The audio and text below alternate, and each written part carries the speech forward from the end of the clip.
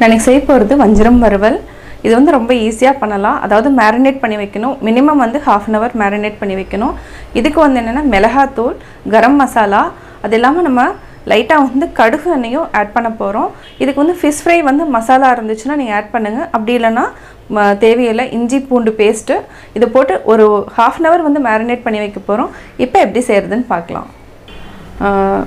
தேவையான பொருட்கள், நான் வந்து வஞ்சரம் வந்து தின் ஸ்லைஸாக வாங்கியிருக்கேன்.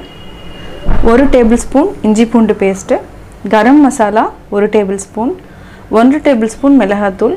இது வந்து என்னென்னா நீங்கள் ரெடிமேடாகவே கிடைக்கும். ஃபிஷ் ஃப்ரை வறுவல், கொஞ்சமாக நம்ம பெப்பர் ஆட் பண்ணிக்கலாம், தேவையான அளவு உப்பு, ஒரு கொஞ்சமாக லெமன் ஜூஸ் வந்து ஆட் பண்ணிட்டா அந்த டேஸ்ட் வந்து நல்லாயிருக்கும். இப்போ எப்படி செய்கிறதுன்னு பார்க்கலாம். மிளகாத்தூள், இஞ்சி பூண்டு பேஸ்ட்டு, கரம் மசாலா,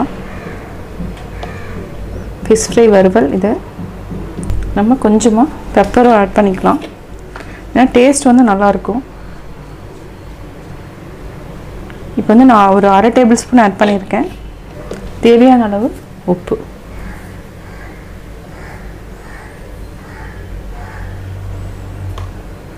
இதை வந்து நல்லா கையில் விட்டு பிசைஞ்சுக்கோங்க. தண்ணி கொஞ்சம் ஆட் பண்ணிக்கலாம். நம்ம தண்ணி இல்லைன்னா எண்ணெய், இது ரெண்டுமே நம்ம ஆட் பண்ணிக்கலாம். இதுக்கு வந்து நான் ஒரு 1/2 tablespoon கடுகெண்ணெய் யூஸ் பண்ணுறேன்.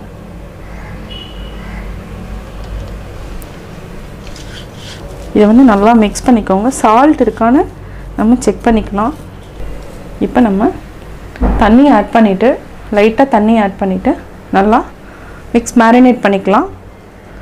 இது வந்து ஒரு 1/2 hour வந்து நல்லா ஊறணும். அதுக்கப்புறம் ஃப்ரை பண்ணால் டேஸ்ட்டாக இருக்கும்.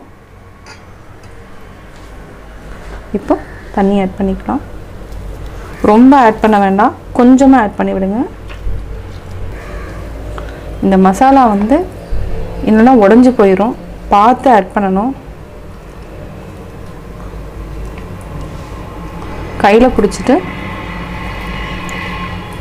ஒரு கையில் நல்லா இது பண்ணிக்கோங்க.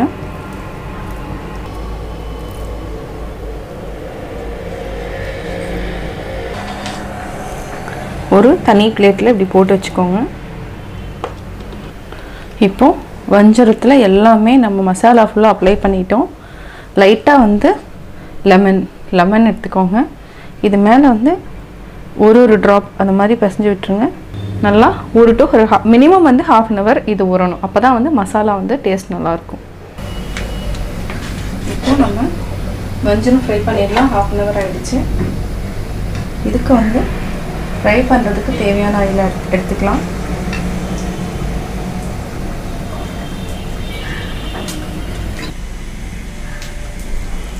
ஆயில் நல்லா காஞ்சிருச்சு. இப்போ நம்ம ஒன்றா தான் போட்டு எடுக்கணும். ஏன்னா பீஸ் வந்து ரொம்ப பெருசுங்கிறதுனால நம்ம ஒன்றா போட்டு எடுத்துக்கலாம். இப்போ திருப்பி போட்டுக்கலாம். பார்த்து திருப்பி போடணும்.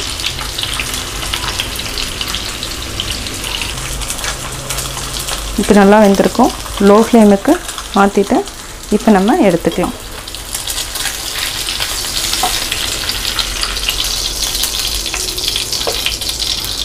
இதே மாதிரி நம்ம எல்லா விஷயமும் போட்டு எடுத்துக்கலாம்.